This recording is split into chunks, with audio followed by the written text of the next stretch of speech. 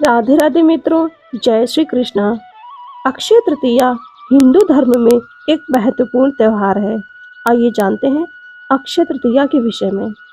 जो वैशाख मास की शुक्ल पक्ष की तीसरी तिथि को मनाया जाता है, यह एक पवित्र दिन माना जाता है और कई धार्मिक अनुष्ठान और उत्सव इस दिन किए जाते हैं।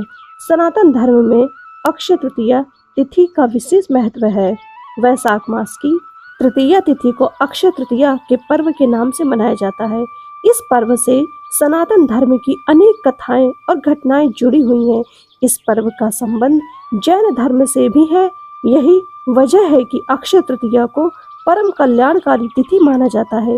इस तिथि को किए गए पूजा पाठ और दान का विशेष फल प्राप्त होता है। साधक के जीवन से सभी तरह के कष्टों का निवारण हो जाता है। आइए जानते हैं इस तिथि से विशेष क्या घटनाएं हैं, क्यों खास है अक्षय तृतीया का पर्व। ऐसी मान्यता है कि माँ लक्ष्मी धन और समृद्धि की देवी इसी दिन समुद्र मंथन से प्रकट हुई थी।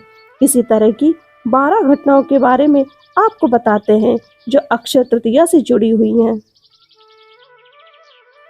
इस दिन भगवान नर नारायण परशुराम जी और हयग्रीव जी का अवतरण हुआ। भगवान परशुराम भगवान विष्णु के छठे अवतार हैं, अतः इनका जन्म भी इसी दिन हुआ था। इस तिथि को ब्रह्मा जी के पुत्र अक्षय कुमार का जन्म हुआ। यह विश्वास है कि ब्रह्मा जी के पुत्र अक्षय कुमार का जन्म अक्षय तृतीया को हुआ था। इसी तिथि पर रावण के सौतेले भाई कुबेर जी को खजाना मिला। कुबेर को खजाना मिलने का मिथक हमें धन समृद्धि और संपत्ति के महत्व के बारे में याद दिलाता है। ऐसा माना जाता है कि उन्हें देवताओं का खजानेदार बताया गया है, जिन्होंने उन्हें अक्षय तृतीया के दिन यह पद प्रदान किया था।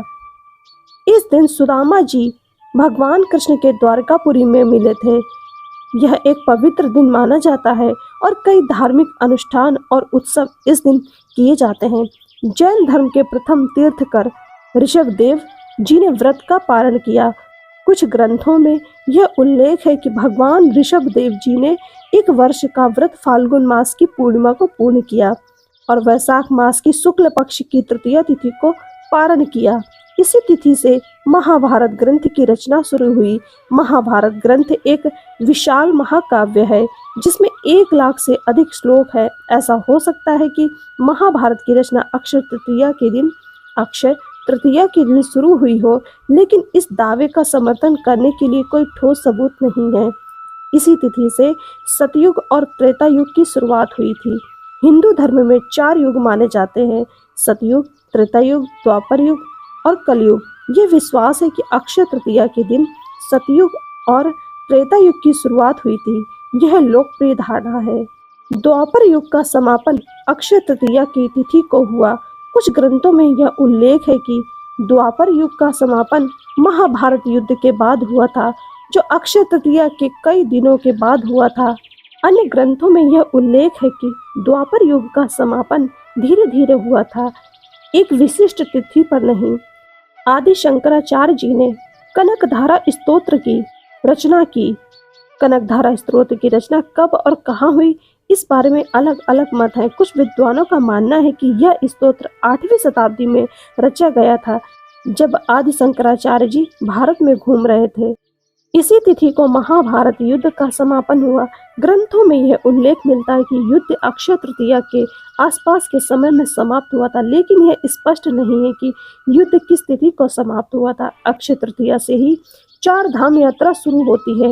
हिंदू धर्म में यह मान्यता है कि भगवान विष्णु ने सतयुग की शुरुआत अक्षय तृतीया के दिन की थी। 4 धाम बद्रीनाथ, केदारनाथ, गंगोत्री और यमुनोत्री भगवान विष्णु के विभिन्न रूपों से जुड़े पवित्र तीर्थ स्थल हैं। इसलिए यह माना जाता है कि अक्षय तृतीया के दिन से 4 धाम की यात्रा शुरू करना अत्यंत शुभ होता है। सिर्फ इसी तिथि को होते हैं श्री बांके बिहारी जी के चरण दर्शन। पौराणिक कथाओं के अनुसार श्री बांके बिहारी जी अक्षय तृतीया के दिन ही पहली बार प्रकट हुए थे, इसलिए यह दिन उनके लिए विशेष रूप से महत्वपूर्ण माना जाता है। श्री बांके बिहारी जी का मंदिर 17वीं शताब्दी में बनाया गया था। उस समय से अक्षय तृतीया के दिन उनके चरण दर्शन की परंपरा शुरू हुई थी। अक्षय तृतीया तिथि से इस तरह की घटनाएं विशेष रूप से जुड़ी हुई हैं। यही वजह है कि अक्षय तृतीया तिथि को महापर्व के रूप में मनाया जाता है। इस तिथि को शास्त्रों में विशेष तिथि माना जाता है। इस दिन किए गए कार्यों में शुभता बनी रहती है। यही वजह है कि नूतन गृह प्रवेश, व्यापार का शुभारंभ, खरीदारी करना विशेष फलदायी माना जाता है। इस महापर्व पर हमें भगवान श्री लक्ष्मी नारायण का पूजन करने के साथ पितरों की मुक्ति के लिए तर्पण पिंड दान भी करना चाहिए। भगवान और पितरों की कृपा से घर परिवार में सुख शांति समृद्धि का वास होता है। साथ ही श्री हरि के बैकुंठ लोक में स्थान प्राप्त होता है। अक्षय तृतीया के दिन सोने चांदी की चीजें खरीदी जाती हैं। इससे बरकत आती है। अगर आप भी बरकत चाहते हैं तो इस दिन सोने या चांदी के लक्ष्मी जी की चरण पादुका लाकर घर में रखें और इसकी नियमित पूजा करें, क्योंकि जहाँ लक्ष्मी जी के चरण पड़ते हैं वहाँ पर धन का अभाव कभी नहीं होता है। अक्षय तृतीया के दिन केसर और हल्दी से देवी माँ लक्ष्मी की पूजा करें। आर्थिक परेशानियों से लाभ मिलता है। अक्षय तृतीया के दिन घर में पूजा स्थान में एकाक्षी नारियल स्थापित करने से देवी लक्ष्मी की कृपा प्राप्त होती है। इस दिन स्वर्गीय आत्माओं की प्रसन्नता के लिए जल, कलश, पंखा, खड़ाऊ, छाता, सत्तू, ककड़ी, खरबूजा आदि फल, शक्कर, घी आदि ब्राह्मण को दान करने चाहिए। इससे पितरों की कृपा प्राप्त होती है। इस दिन गौ, भूमि, तिल, स्वर्ण, घी, वस्त्र, धान्य, गुड़, चांदी, नमक, शहद और कन्या, ये 12 दान का महत्व है। जो भी भूखा हो वह अन्न दान का पात्र है। जो जिस वस्तु की इच्छा रखता है, यदि वह वस्तु उसे बिना मांगे दे दी जाए तो दाता को पूरा फल मिलता है। सेवक को दिया दान 1/4 फल देता है। कन्यादान इन सभी दानों में सर्वाधिक महत्वपूर्ण है, इसलिए इस दिन कन्या का विवाह किया जाता है। अक्षय तृतीया पर दान देने वाला सूर्य लोक को प्राप्त होता है। इस तिथि को जो व्रत करता है वह रिद्धि सिद्धि एवं श्री से संपन्न होता है।